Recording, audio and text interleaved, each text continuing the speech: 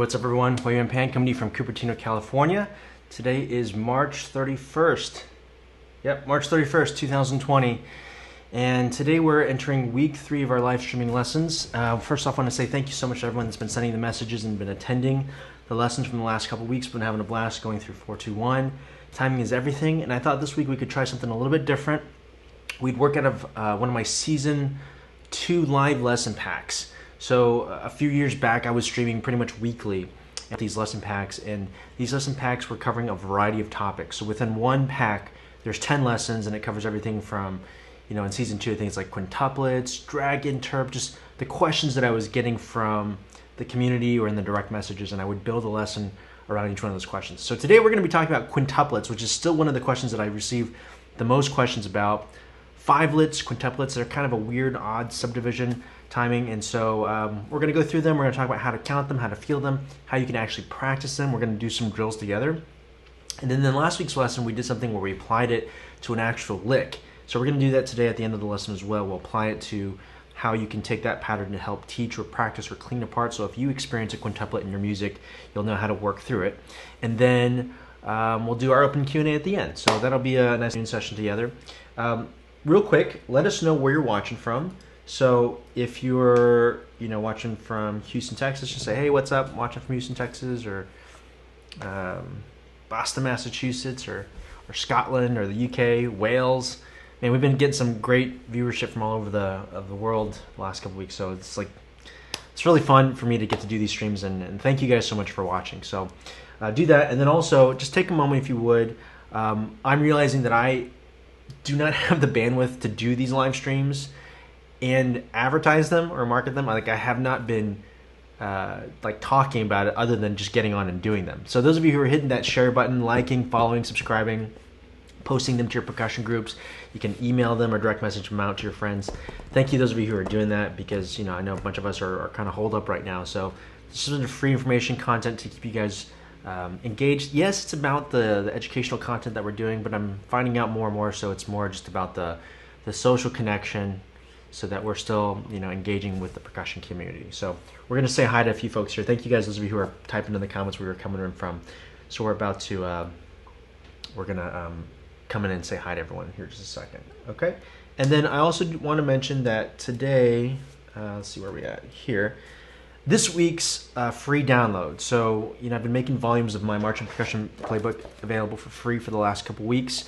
And this week's free digital download is going to be the live lesson pack that we're going to be playing out of this week. So if you're watching on Facebook or YouTube, you can see down here, Season 2 live lesson pack, and we're going to take a look at it today. Inside there are 10 lessons of just varying topics. And again, these are from questions from the community. So, ask a question today or send me a direct message, and maybe one of your questions or topics will show in the Season 4 live lesson pack.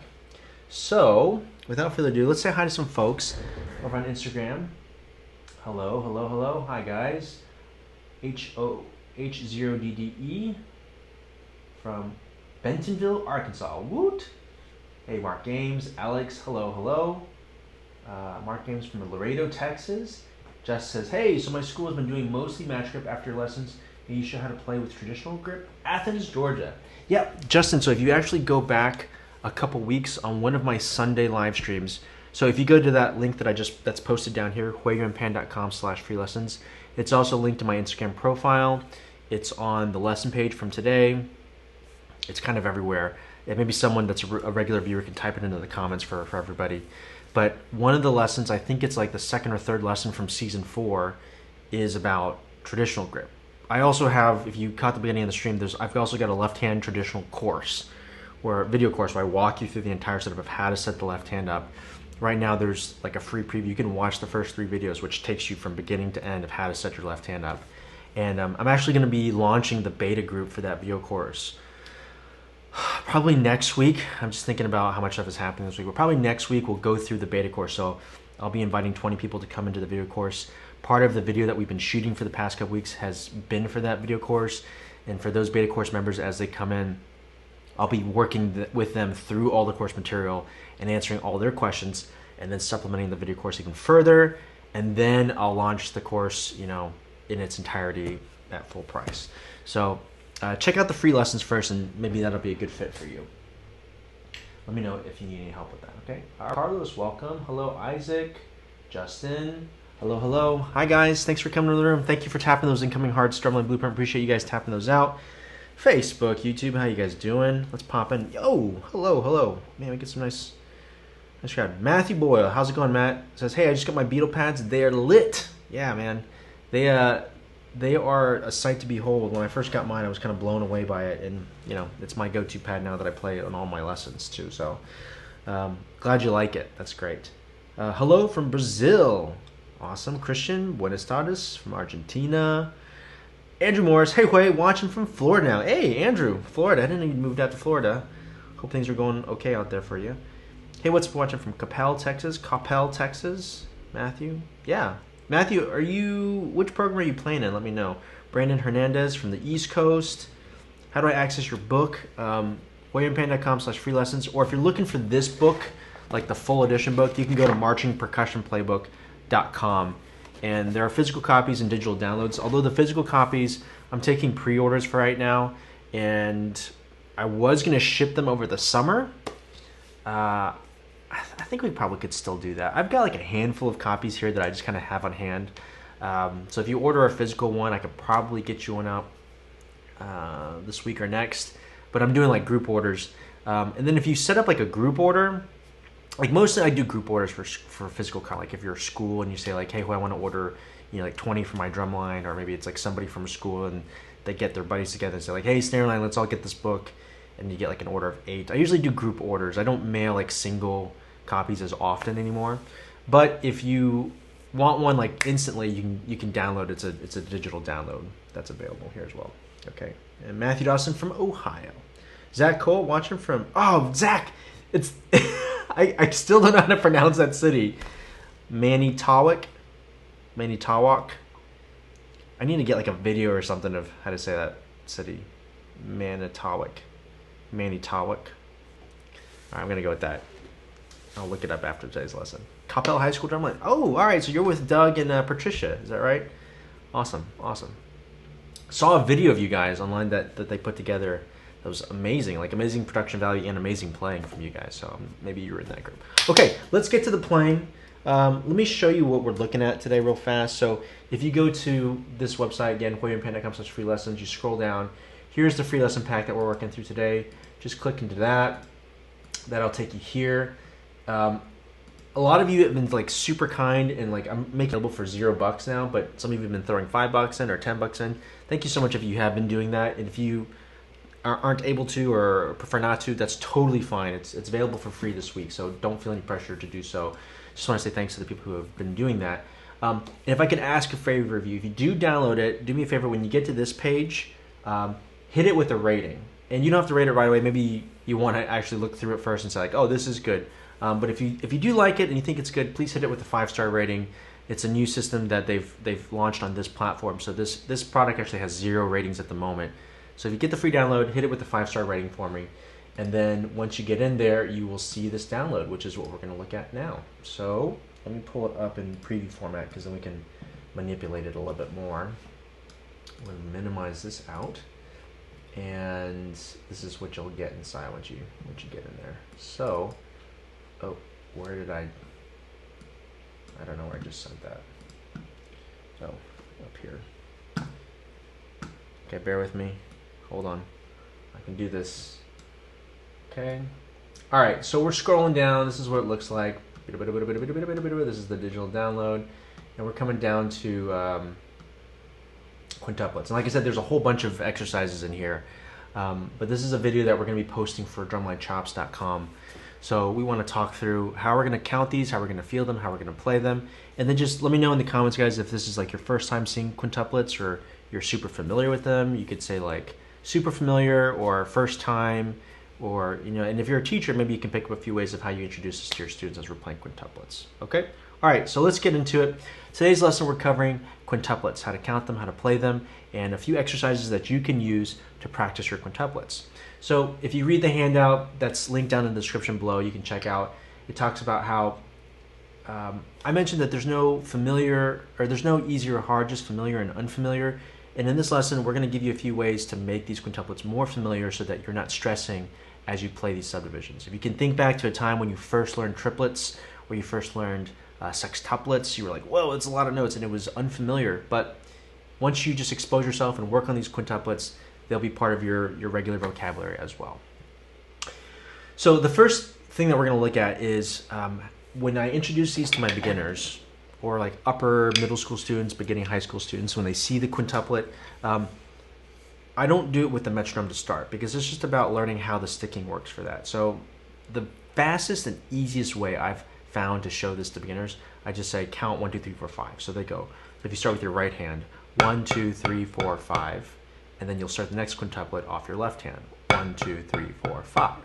Off the right hand, 1, 2, 3, 4, 5. Off the left hand, 1, 2, 3, 4, 5.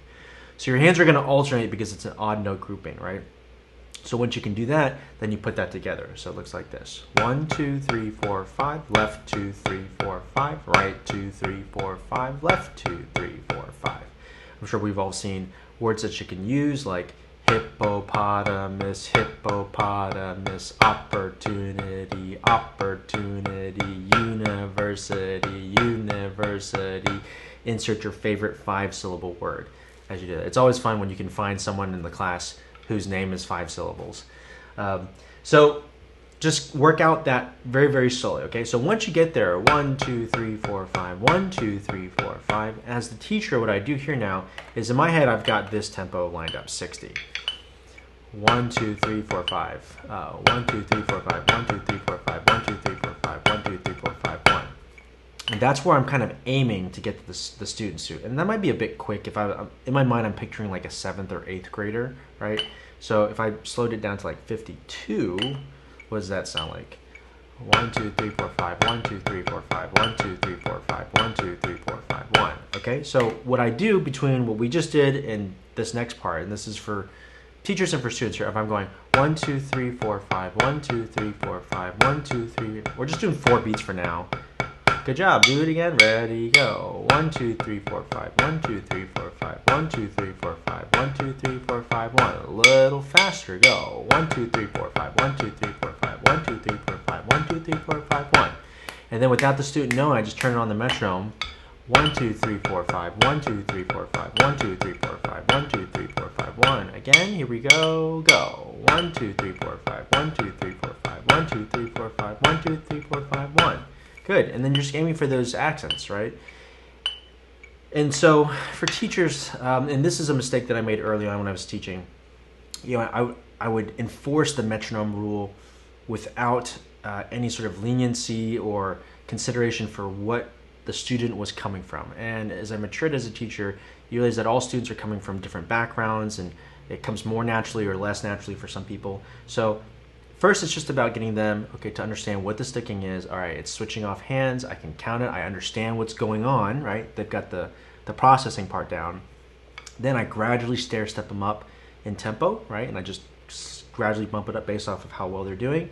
And then I've got a tempo kind of in mind where I'm going to turn on the metronome to help them kind of connect the dots between being able to play it with the metronome and then it's seamless. And that's the advantage of having like a coach or a teacher to be there to work with you. They can kind of take care of that transfer or that connection point for the student. Okay, so let's play this a couple times. We'll tap it off and we'll just play 4 counts, and you're aiming for that downbeat each time. 1 and 2 and ready, go. 1, 2, 3, 4, 5. 1, 2, 3, 4, 5. 1, 2, 3, 4, 5. 1, 2, 3, 4, 5. 1. Again, ready, go. 1, 2, 3, 4, 5. 1, 2, 3, 4, 5. Right, left, right. 2 more times, go. 1, 2, 3, 4, 5. 1, 2, 3, 4, 5. 1, 2, 3, 4, 5. 1, 2, 3, 4, 5. 1. Last time, go. 1, 2, 3, 4, 5. 1, 2, 3, 4, 5. 1, 2, 3, 4, 5. 1, 2, 3, 4, 5. 1.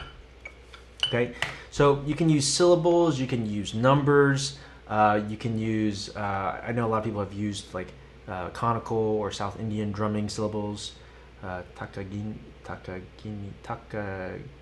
dum, or takatikita, takada.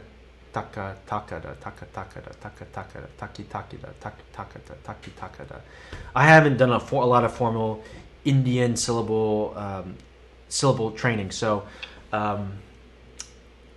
I tend to use numbers because the key thing is that you don't want the syllables to get in the way of the student actually being able to play it. So depending on the student, 1, 2, 3, 4, 5 is something that most students can pick up very quickly and they can connect the dots. Granted, if you're playing in a particular style or tradition, you want to be able to honor the history and the culture of that and be able to count those syllables. You can also use, like, if you want to connect it to Western notation, I've also used before 1 E and, which should be familiar, like 1 E and you add the syllable is on the fourth note. So it's 1 E and is-a. It's kind of easy to say is-a, right? So 1 E and is-a, 2 E and is-a, 3 E and is-a, 4 E and is-a. So that's one way you can connect it to something that you already know, which is 16th note counting structure, right? So syllables aren't as important as much as it is understanding where the beats are. Okay, let's get into these timing patterns now. We're going to look at the music, and what I'm looking at here are these time patterns. So we've just played this first bar, and I also teach that whole first section by rote, because if I show this to somebody right out of the gate and I say, hey, we're going to play this 1, 2, 3, 4, 5, 1, 2, and you see all the black on the page, you're like, whoa, and it kind of overloads them, right? So I say, that's what we just played. Okay, so now that you can do it, let's look at it and play it. 1, 2, ready, go. 1, 2, 3, 4, 5, left 2, 3, 4, 5, right 2, 3, 4, 5, left 2, 3, 4, 5, 1. One more time, go. 1, 2, 3, 4, 5, 1, 2, 3, 4, 5, 1, 2, 3, 4, 5, 1, 2, 3, 4, 5, 1. Good job. All right, so now you've got that. The first pattern, we're going to play through an accent timing pattern, which will help you feel the quintuplets on various parts of the beats. And then when it comes time to play these in the music, you'll have a foundation or a framework in which to insert whatever quintuplet part you have into this accent pattern. And this will make sense here in a second as soon as you take a look at it. Okay, so we're going to look at this first pattern, and you're going to accent the first 2 notes of the page. Okay, so it's right, left, left, right, right, left, left, right. Okay, it looks like this for the visual learners out there. For people who prefer to learn by rote, 1, 2, so it's 1, 2, 3, 4, 5, 1, 2, 3, 4, 5, right, left, 3, 4, 5, left, right, 3, 4, 5, 1. Try that again, go. Right, left, left, right, da, da, da. Right, left, da, da, left, right, da, da, da, da. If that's tripping you up, then break it down like we did in the beginning, which is just one beat. Right, left, bum, bum, bum, and then left, right, dun, dun, dun. Right, left, dun, dun, dun. Left, right, dun, dun, dun. Put it together. Ready, go. Right, left, right. Right, left, dun, dun, dun. Left, right, dun, dun, dun. You notice that I'm kind of singing a melody too. I notice that when I sing those counts and I narrate for the student what we're doing, especially for my middle school beginner students, it helps them grasp onto what we're doing. So 1, 2, ding, dun, dun. 1, 2, ding, dun, dun. 1, 2, ding, dun, dun, ding, dun, dun, dun, dun, dun. Okay, and then you gradually step your way up there, and we're getting to 52 and 1, 2, 3, 4, 5, 1, 2, 3, 4, 5, 1, 2, 3, 4, 5, 1, 2, 3, 4, 5, 1. Ready, go.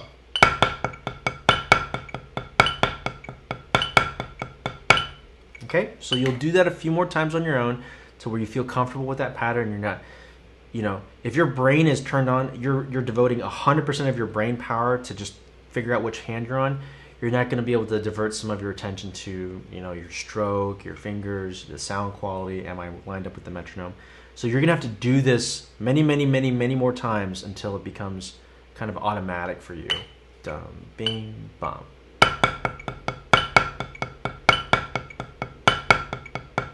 If you find yourself finishing before the metronome, if you're not getting to beat 2, if you're going, and it happens before that, then just spread it out. If you're going, and you finish after that beep, then just play a little faster. It'll take a little bit of experimentation on your part, which is totally normal, okay? All right. The next step I would do before I go on to the next pattern is I'd put that first accent pattern against the pattern that we just learned. So I would do this. I would go 1, 2, 3, 4, 5, so just one accent, and then 2 accents. Back to 1 accent, 2 accents. Okay, and that's how I would practice each one of the subsequent patterns that we're going to go through in just a moment. You take the single accent pattern and then you put it against that new accent pattern. Single accent pattern, put it against the new accent pattern. So it gives you 4 beats to kind of be like, okay, that's where we're at. I've got the beat, I've got the hand speed down. Okay, let me play the accent pattern now. And eventually maybe you'll just play all the patterns straight through, which is I think is how it's notated here. But when you're practicing and learning these for the first time, I always go back to that first measure and use that as the check or the template that I'm comparing my new pattern against to make sure I'm still on the beat. Okay? All right, so once you've got that, let's go into the second pattern. And this one, I find to be, this one and the next one are pretty quick to pick up for most people because you have 2 consecutive hand accents, meaning you have right, right, and then left, right, and then left, left. So it sounds like this: right, right, and then left, left. Right, right, and then left, left, left. So you put together, you get this: right, right, left, left. Also, we have like this nice little groove here, right? 1 2 1 2 3 1 2 1 2 3 1 2 1 2 3 1 2 1 2 3 taka taki da taka taki da taka gini dum taka gini dum taka gini dum taka gini. Hippopotamus opportunity. Here we go and playing quintuplets. Right, so you've got whatever you need to, but you're getting this boom boom, ding ding, bong bong. You're halfway to a great Sting song, right? So quintuplets, and then that's that first pattern. So now if we're practicing and we're working it, we're going to take that first accent pattern, which is single accents, and then we'll put it against this pattern. Okay, so let's try that. 1 2, ready, go. 1 2 3 4 5. 1 2 3 4 5. Okay, accent pattern 2. Right, right, left, left. Back to the single accent. Right, right, left, left, right, right, left, left. 2, again, go.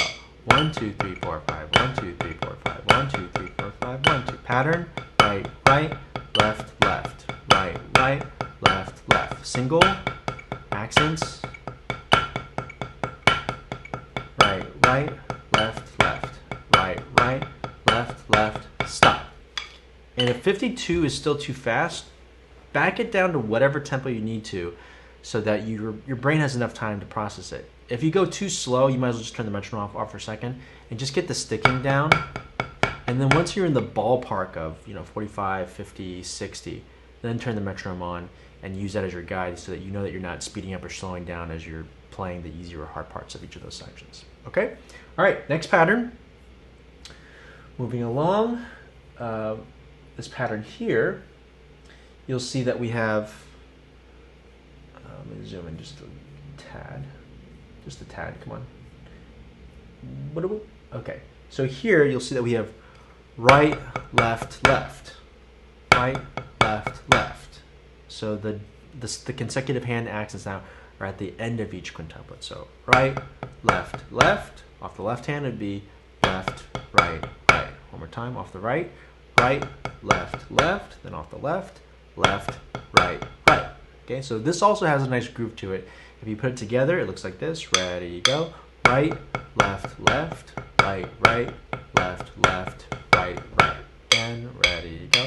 Right, left, left, right, right, left, left, right, right. Little faster, go. Right, left, left, right, right, left, left, right, right. Okay. 2, and ready, and 1 2 3 4 5. Right, left, left, right, right, left, left, right, right. Again, ready, go. Right, left, left, right, right, left, left, right, right. Okay, great job. So then you do that a few more times, and then the next step is you juxtapose that with the single accent. 1 2 3 4 5. 1 2 3 4 5 with the pattern. Right, left, left, right, right. For time's sake, let's bypass that. Let's move into the final pattern. And this part is also familiar, but it's a little bit different, right? But you kind of liken it to like when you play 16th note accent patterns, you can like, right, where the accents are, the last accent of each grouping is right against the downbeat accent.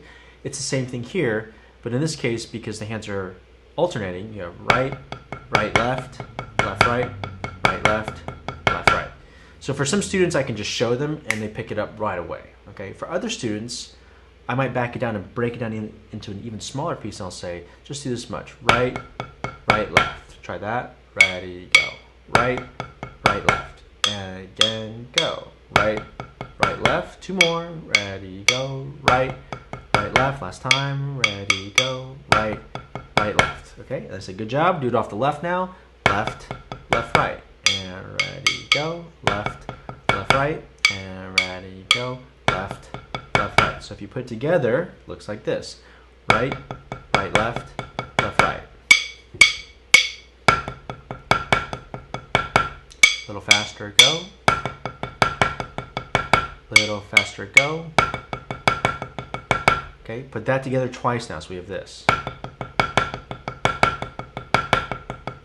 Okay, try it with the net. And 2, and ready, and 1, 2, 3, 4, 5. Oh, so I actually went a little faster than 52. So let's try 60 now. And 1, 2, 3, 4, 5, 1, 2, 3, 4, 5. 2, 3, 4. Okay, all right, so here's the test, and we'll do this now. We'll do 1 bar of check, and then 1 of each of those patterns, and we'll go all the way through. Let me zoom back out so you can see all this music in its entirety, and then we'll do that twice, and then once that's in line, then we'll play it 1 time through, all the way through as written. Okay, so let's try that out here. So the sequence is going to be first measure, second measure, first measure, third measure, first measure, fourth measure, first measure, fifth measure. Yeah, okay, let's try it. So this is all of quintuplet action grid, check pattern, check pattern. Quarter note equals 60 on the metronome. And 1, 2, 3, 4, 5, 1, 2, 3, 4, 5, 1, 2, 3, 4, 5, 1, 2, 3, 4, 5. Pattern 1. Check. Pattern number 2. Back to the check. Pattern number 3. Back to the check. Pattern number 4. Ah, my bad. One more time for me. 2 and 1, 2. Here we check. One more time. 2 with the check. 1, 2. Ready, go. Pattern 1. Back to the check.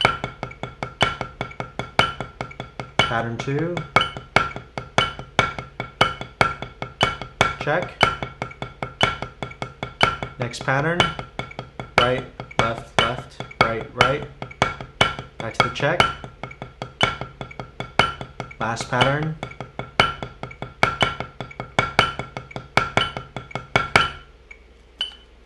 How'd we do?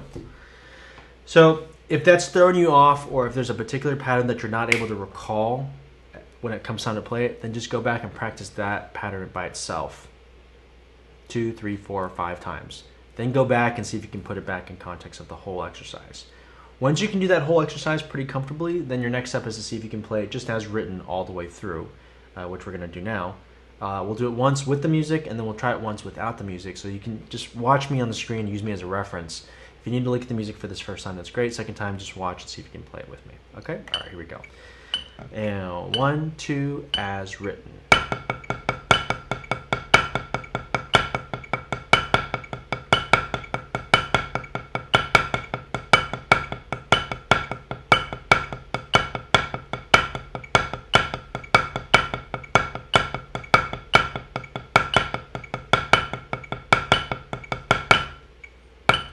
Without the music. 1, hold up. Test you guys. 1, where are we? Here we go. And 1, 2, and 1, 2, ready, go. Next pattern. Next pattern. Next pattern.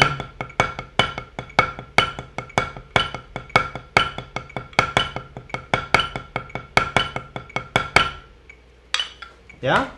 How was that?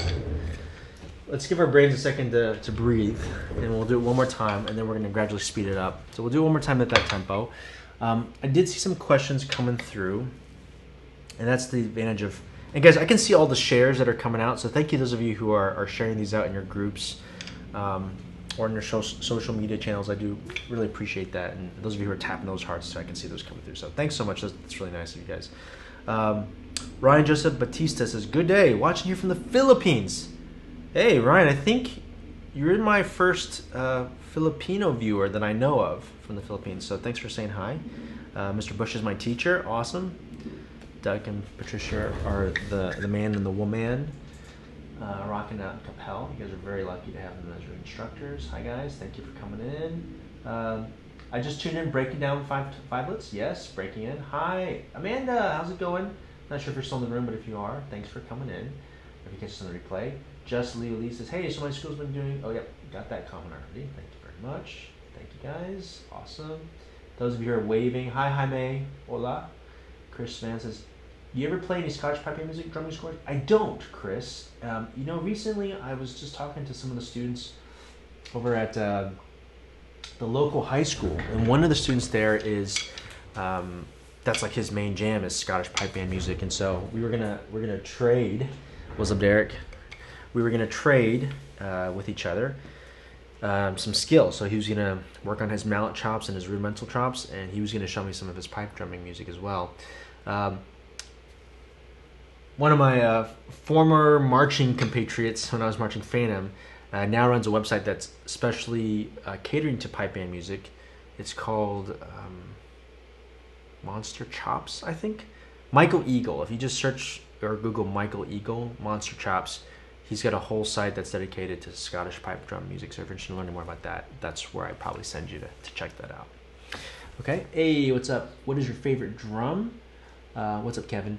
Favorite drum? You know what? I don't have a favorite drum at the moment. You know, the gear is evolving and changing so much and so quickly. I'll tell you the gear that I have the most experience with. The whole time I was marching at Cavaliers, I played on Yamaha gear. That marching gear is a little bit different than what is currently being made by Yamaha. So I'm more familiar with like older school Yamaha marching percussion gear. And then when I was teaching core at like 2013, 2014 at Phantom, we were using primarily Pearl shells and hardware Pearl. And so most familiar with those drums at this point probably. I've seen a bunch of videos online with like the Mapex gear and the Tama drums and of course the Dynasty drums. So, you know, I don't have as much experience with those instruments, but it'd be fun to, you know, maybe one day we'll get all the drums together and we can kind of like do a side-by-side comparison and see what those are like. I need to get a drum. I need to get my hands on a drum somehow because there are a couple projects that I want to take a look at. One is the U.S. Marine Corps has put out a virtual drumline thing. Like they've uploaded scores and MP3s that you can record yourself and play along to, and they're gonna put together this virtual drumline. That looks really fun. They're making it open to pads and drums and everything, so you know, I don't know if I'll get a drum in time for it. I'll probably just do it on my pad to start. But then there's another project that also looks really cool. Jesse Seif is who you should hit up for that last project if you want to check it out. Or if you just Google USMC Drum Corps. That should pop up. And then the other project is something called Virtual Drum Corps. This has just popped up in the past week or so. And my buddy Brian Harmson, I know, is designing for it. And I don't really know much beyond that as well, but I think they're looking for actual instruments. So I need to get a drum at some point, probably in the next few weeks. If anyone's watching this and you want to send me a drum, let me know. And then I'll shout you out when I use it. Okay, and then Calvin Chow says, wanted to work on fives this week, so great lesson to hop onto. Awesome. Calvin, you were in the right place at the right time. So, and of course, if you're just joining us, there's a free download for this right now. So if you go here, the handout that we're playing out of is available today if you just go to hoyerpan.com/free lessons. Plus a bunch of other handouts, free PDFs, free video lessons. You know, we're just trying to get some good information out there for everybody. So if you think this is helpful, check it out. Okay? All right. Hola. Hampton Burns. What's up, Raphael? RIPPPP _dank SSJ. What's up, Grady? Awesome. Okay, so advice for drummers going into music ed. Yeah, a ton, Sudwhip. Let me play through this real quick, because I know we've got some folks who are waiting to play through the part. So let's play through this section together. I'll briefly explain what else is in the rest of this handout, just so you can take a look at it. And then let's answer that question, and then we'll take like 1 or 2 more questions if there's time, and that'll be our day. Okay, so if I forget, Sudwhip, just type that question in again for me one more time. Okay, all right, here we go. This is a quarter note equals 60 on the metronome. We're going to play the part as written. And I'll pull the music back up for us here.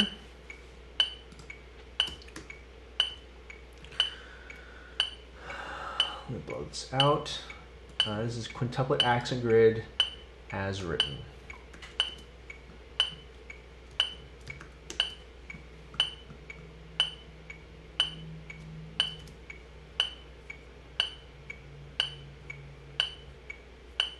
Okay, so we're playing this part. Okay, all right, here we go. And 1 and 2 and 1 2 3 4 5 1 2 3 4 5. Next pattern. Next pattern. Next pattern.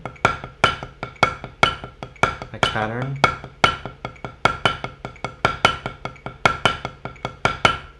Again. 1 2 ready, go.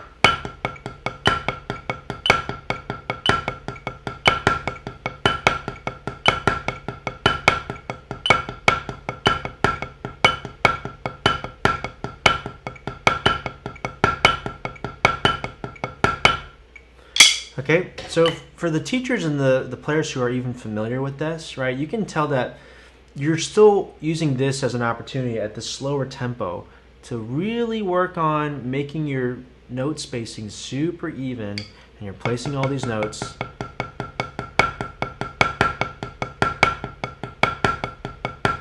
And can you think of this as a long phrase so that you're not stretching and pulling the time, and sometimes you're on and sometimes you're off. You can still work on your groove and placement of the beat, even though it's at this slower tempo. So sometimes players who are familiar with the exercise, they say, oh, I already know it, and they kind of just dismiss it, but you can still be using this as a timing exercise as you're moving. Okay? All right, let's go a little bit faster. Let's try 68 now. Okay? 1 2 3 4 5 1 2 3 4 5 1 2 3 4 5 1 2 3 4 5.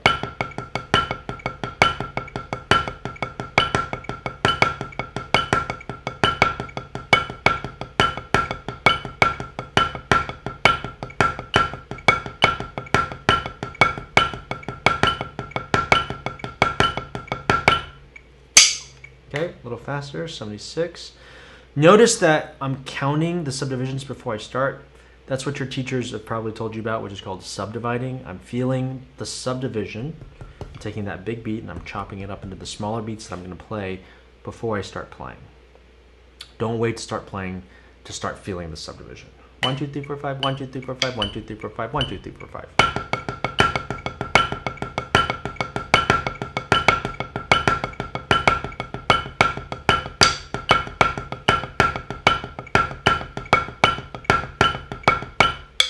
One more.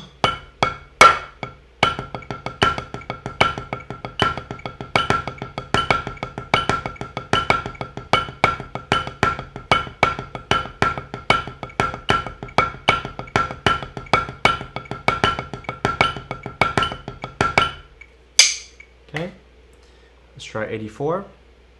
We're just going up in 8-beat increments, right? 1 2 1 2 3 4 5 1 2 3 4 5.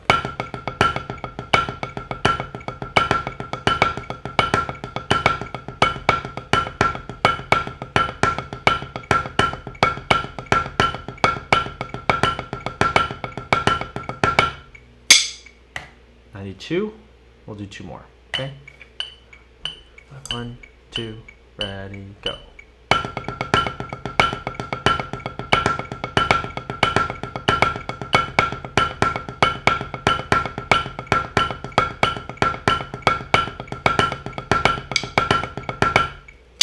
Okay, and one more. 100. Okay.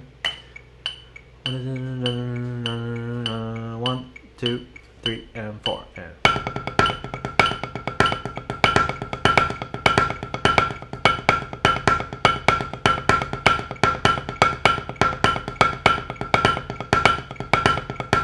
Again.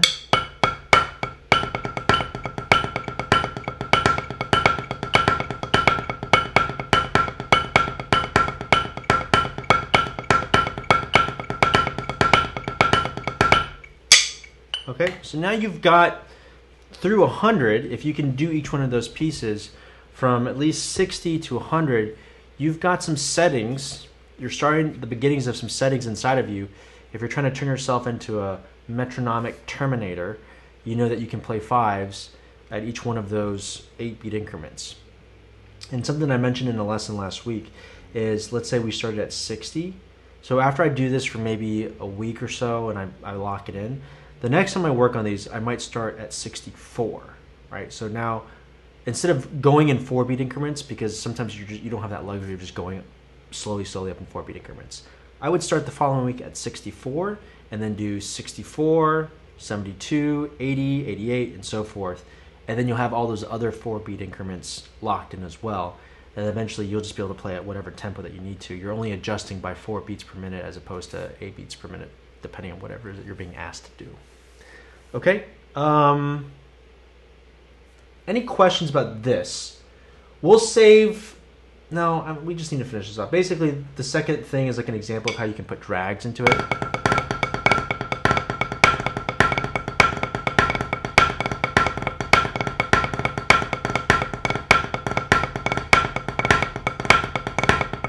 Because you'll see that sometimes. What I'm trying to get us to is an application to this in some music. And then a good thing to do is to practice putting this against a different subdivision, because a lot of times, rarely are you just playing fives, right? You're usually going into the fives coming out of 8th notes or triplets or 16th notes, right? So one way you could break it down is bucks, twos, quintuplets, and I'm doing right, left, so you can practice this alternating stroke. What would that look like? Let me just give an example of this real quick. You can try it with me. We're at the bottom of the screen. Can you guys see that? 1 and 2 and 1. So 2, 1, and go. And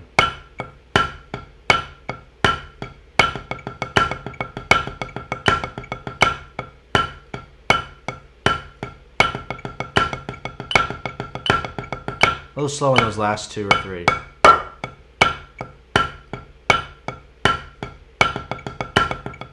Thanks, Matt.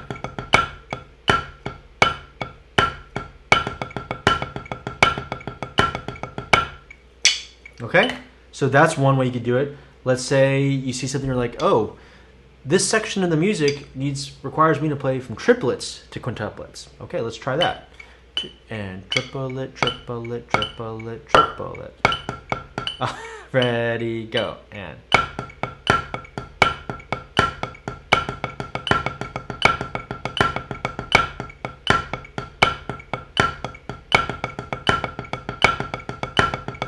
Again, and.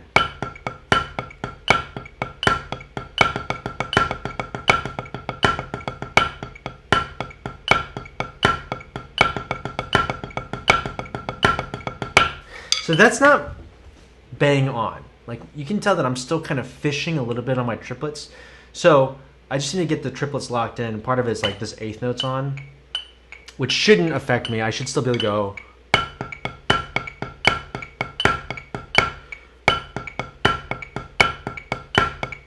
There we go. It's still a bit late on that last release, right?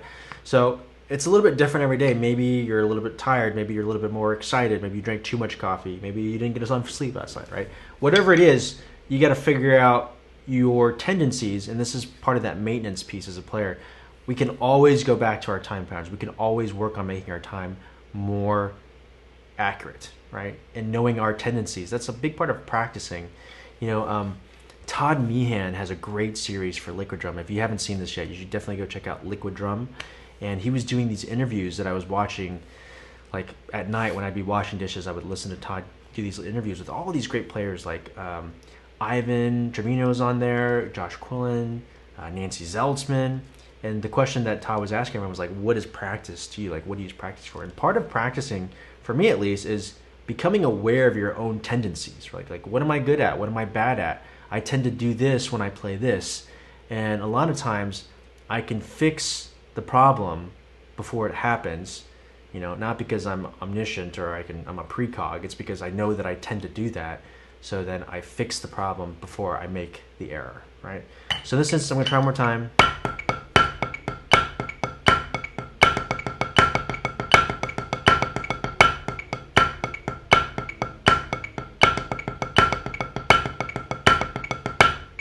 Okay, see, so that time, based off of my first 2 reps, I knew kind of what I was doing in my triplets, and I just nudged it a little bit the other way, and then I knew what I was doing with the 5s, which was a little bit on the slow side, so I just nudged it the other way, and then boom, you get it worked out, right? So you have to be careful. Don't just loop this mindlessly over and over again. It's not necessarily about reps as much as it's about correct reps. So being aware of what's going on, knowing your tendencies, gradually making adjustments so you get closer and closer to what you're working towards. Okay?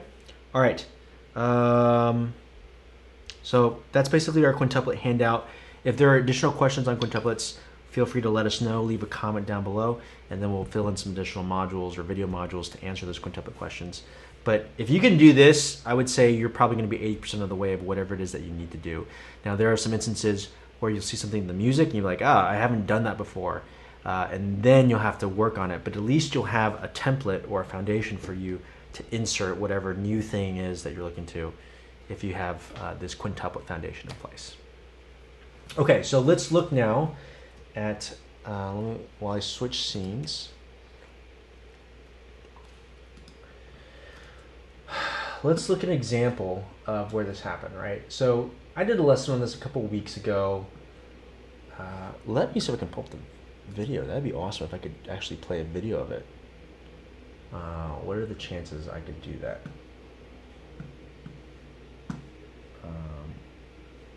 What is it called? It's like give me 1 sec, guys. It'll be worth it if I can do it. It'll be worth it. I'm really pretty good about labeling my micro clips. No, what is it called? It's called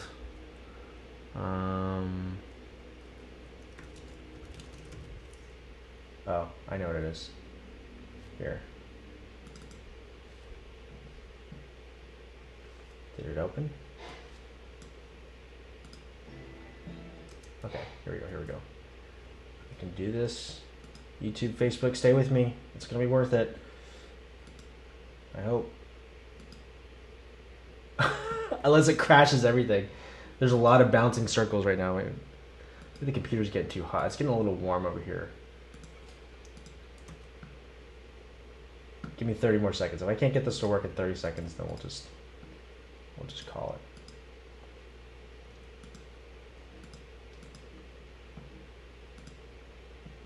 Should have had this loaded up. There's a window that I'm not seeing. It's like off the screen. Oh, here we go. Almost. This is just as much about me learning, guys.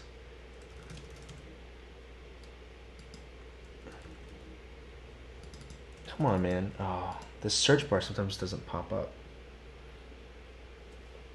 All right, I don't want to make you guys sit here and watch me fish for this any longer. So we'll call that a fail. I'll pull it up over here so you can just hear it. Matt, for you, if you're like still watching, the next thing I'm working on is figuring out how to rewire using Soundflower, rewire my audio so that people can just hear what it is that I hear on my computer.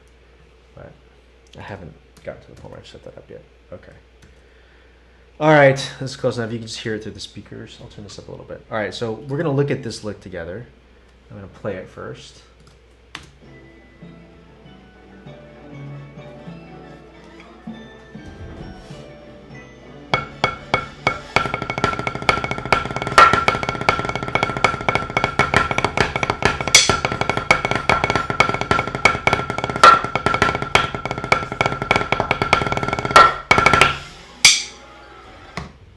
So that last measure, which was like, what just happened? That was a lot of stuff, right? Well, let's do it one more time so people can kind of see see what just happened.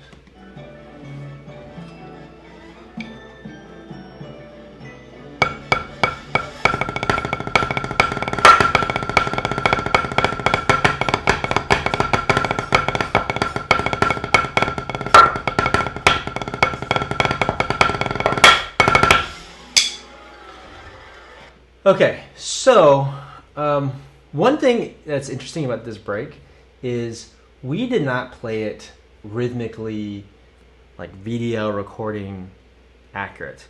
There were like a few things that we ended up like kind of slurring and opening up that we over the course of the season kind of just agreed to do as a line, you know, because it was more about playing with the person next to you than it is about like, oh no, that fivelet's actually blah blah blah, right? So that happens in the course of a season sometimes when you're playing with people. Sometimes it's just more about jiving with the person next to you, right? This definitely happens more so in, you know, more normal music rehearsal settings. But I would say as a baseline, your job is to be able to play it VDL, you know, MIDI recording accurate, okay? So the example that I'd like us to look at is this bit, right? The last few measures, the last three measures, they're these fivelet figures. Okay? These 5 measures. And these 5 measures were the bane of that snare break for a long time.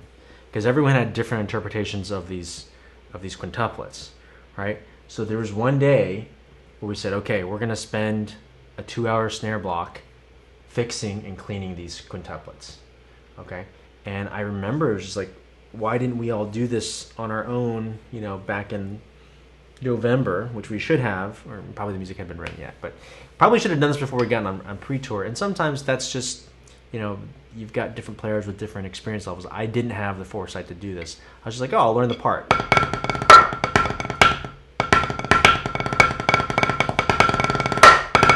I was like, okay, now I just need to line up with the person. It's like, well, actually, you've got to go through this calibration period where you get all the players together at the same time, and we're going to go through the same routine so that everyone has the same background fits, okay? So in this instance, if we went, we're going to use that same format that we used at the beginning of the lesson, which is the check of single note accents, and then we'll play that first quintuplet figure, just that first quintuplet figure. Okay. Now, if you don't have this vocabulary in your hand, specifically this single drag pa-da-da, right? You might need to, you know, we extensively worked this sticking pattern, right? So everyone in the line had pa-da-das down pretty solid, but what you may not have down is, so you might need to do an exercise for that and go,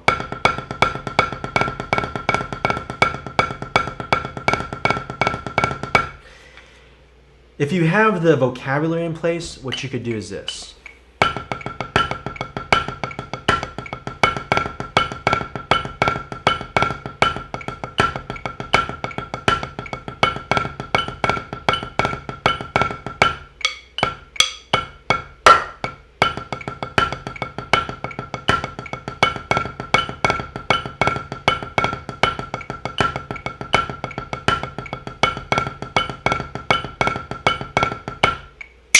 Okay, and that's the first part. You've cleaned one bar, and there's actually another step that you could take if you want like laser beam clean, and you're on your way there. You can actually insert an intermediary step where you take out the drag and you just do the sticking. So it's 1 2 3 4 5 1 2 3 4 5 1 2 3 4 5 1 2 3 4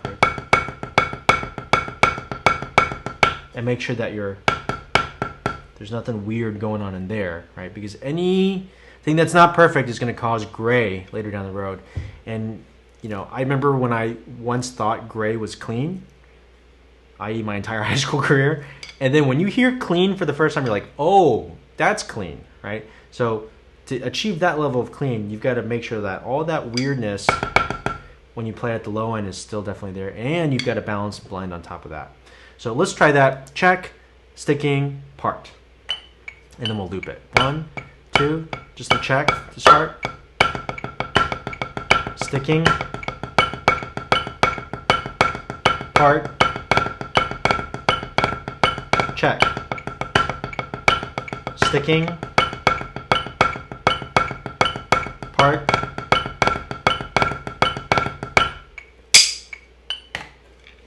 And you do it slower, like we're at 80 right now. Maybe you do it at 60 and then 68 and then 76. And it depends on the line and how well you can do it, right? But you just have to hit it. And the other thing is breaks don't get cleaned in a day. You know, I remember the afternoon that we spent doing it because we spent like 2 hours on just 4 bars. And then the payoff showed up immediately in ensemble that night. And then occasionally we'd go back and everyone knew how that we were cleaning it as like how you go about cleaning it is a big part of it. And so then from there, we would just spend like 20 minutes or 30 minutes in various blocks and we would just detail it. And, you know, it gets a little bit cleaner as you go on, right? So maybe you're at 75% or you're at 80%. And you can play it at 80% of the show and people will still lose their minds. But your goal is by the time you get to, say, Texas, part of tour, the last 2-3 weeks of tour, it's got to be perfect, like DVD, laser beam, clean, perfect. And the only way it's going to get there is if you do these like super detailed breakdowns at slower tempos and you gradually stair step them up. Okay? All right, so there's a practical application of how the fives, you'd repeat the same process with each one of these fives.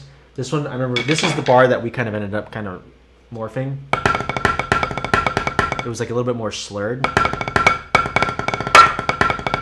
was kind of, it was like a weird interpretation, but it was still clean. Metronomically, it would be.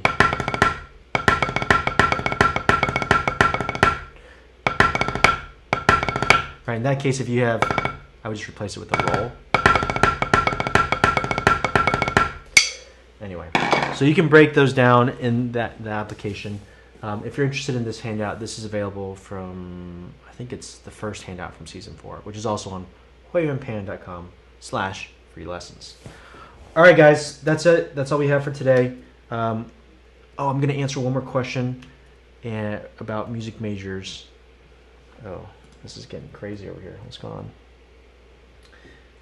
This is really weird. Something happens and it like causes my exposure settings to go crazy. Okay, so this is back in. All right, I think we're probably going to we're running out of time here. So best advice for music education majors, I would say, is you need to be a master of your instrument. A lot of people say like, oh, I'm just teaching. I don't need to be an instrument. You have to be the master of your instrument because you want to ideally be able to demonstrate everything that you want your students to be able to do. And you need to expose yourself to the highest level ensemble that you can be a part of. Because your vision of what your ensemble is going to sound and look like will come from your experiences when you're a student, right? So if the best sounding group you've ever played in is like a B-, when you become a teacher, unless you continue your education, and which you should do, continue listening to and watching and collaborating with other groups, your group is going to end up sounding like a B- group. So I would say just expose yourself to the highest level of musicianship and ensemble playing that you can, and just like you've got to become the best musician that you can be via your instrument and playing in ensembles and being around other instrumentalists. Number 2, you're never going to have as much time as you do then to practice, so you just need to be practicing like all the time. When everyone else is out and going to a party and doing whatever, just realize that you're never going to have more time than that period of time to practice as much as you can. And maybe the third thing I would offer is just start teaching. Start doing the thing that you know you want to do. If you're a music ed major, then you're probably wanting to be a music educator of some sort, which means you're going to start teaching. I remember I started teaching like private lessons and teching as soon as I got into college. I was even teaching before I got to college. In high school, as an upperclassman, I was teaching the underclassmen and helping them with their all-state music and coaching them with all of our drumline stuff. The sooner you start teaching, it'll start helping you, get all the bad teaching that you have to get through. You know, on average, they say that people have to teach for 5 years and teach poorly and teach badly for 5 years before they start becoming craftsmen of teaching, right? And so you're going to figure out a lot of things. The sooner you start teaching, the further along you'll be when you actually get out and you start applying for jobs and teaching your students.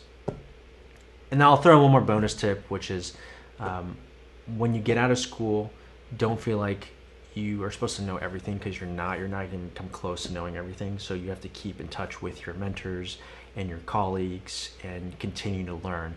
And don't be afraid to ask for help when you first start teaching. I got really lucky, and my first teaching gig was my good friend Mark, who we didn't know each other beforehand, but we ended up being really, really close friends. Mark spoke at my wedding, and he had 5 years of experience on me, and I was just watching and studying him every day, all the time.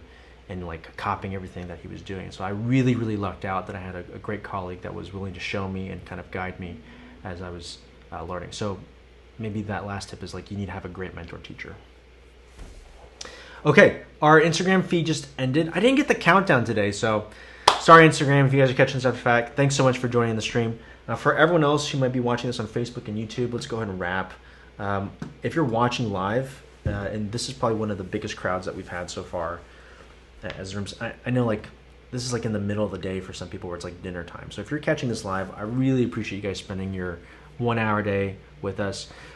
Part of these streams is just to help us create some normalcy, because if it's anything like our household right now, things are kind of kooky with scheduling. And for me, this is part of, like I know I'm going to come on and stream at 4 o'clock with you guys. Sometimes it's a little bit pushed back because the kids haven't gone down, or, like food was kind of weird, or, whatever. But knowing that I'm getting on and working with you guys, and then helping us kind of create this little bubble where we can just hang out and talk percussion, but also provide a little bit of social contact for everybody. Hopefully this is doing some good for everyone. So if you're enjoying these, please let me know. Subscribe, follow, share this out with your friends. Download the free handout that's available this week if you think it'll be helpful, and you can share that link out with your friends. Please don't just share the electronic file, but if you would, share out the link to where people can download that file for themselves directly, then I can kind of keep track of what is happening with everything. So if you enjoyed this, Bill says, where can I get this music? Bill, if you go to huiyuanpan.com/free lessons, this music is in this whole handout along with 9 other lessons. So you can go there. Matthew Beck says, we got a Skype soon, bro. Yeah, Matt, let's set up a time. Just send me a note. Actually, I owe you an email, so my bad. Sorry about that. But let's set up a time, and I'll just get into the calendar. Once I get into the calendar, then it's usually good to go. So, let's see. Yes, found the same. I find my tendency so much faster as an adult. I wish I could go back in time with what I know now. Yeah, dude, that's you and me both, man. That's part of the development process. Bill Polovsky says, what's the link? The link is huiyuanpan.com/free lessons. I think I can pull it up here. Let me see. So at huiyuanpan on all social media handles. Let me pull this up for you, Bill. This link, huiyuanpan.com/free lessons.